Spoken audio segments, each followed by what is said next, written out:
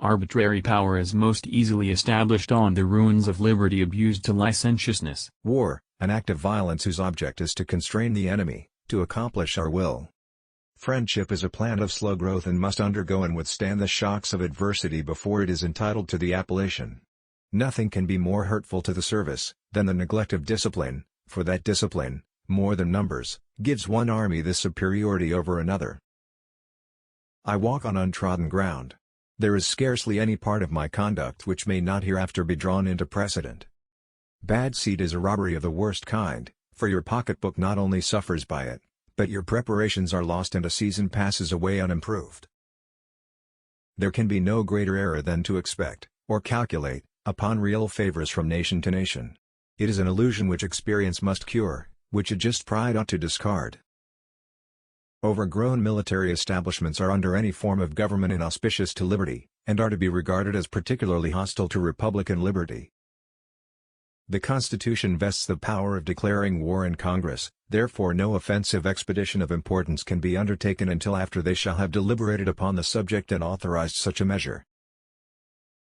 Being no bigot myself to any mode of worship, I am disposed to indulge the professors of Christianity in the Church, that road to heaven which to them shall seem the most direct, plainest, easiest and least liable to exception. I beg you be persuaded that no one would be more zealous than myself to establish effectual barriers against the horrors of spiritual tyranny, and every species of religious persecution. It may be laid down as a primary position, and the basis of our system, that every citizen who enjoys the protection of a free government, owes not only a proportion of his property, but even of his personal services to the defense of it. Let us with caution indulge the supposition that morality can be maintained without religion. Reason and experience both forbid us to expect that national morality can prevail in exclusion of religious principle.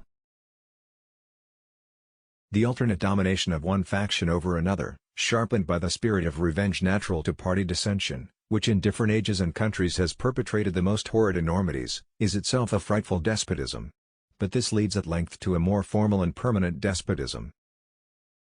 I can only say that there is not a man living who wishes more sincerely than I do, to see a plan adopted for the abolition of it, but there is only one proper and effectual mode by which it can be accomplished, and that is by legislative authority, and this, as far as my suffrage will go, shall never be wanting.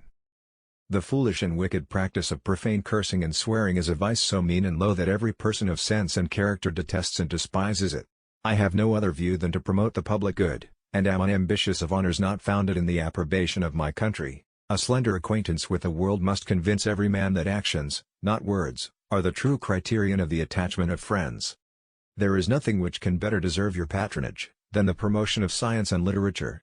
Knowledge is in every country the surest basis of public happiness. Be courteous to all, but intimate with few, and let those few be well tried before you give them your confidence.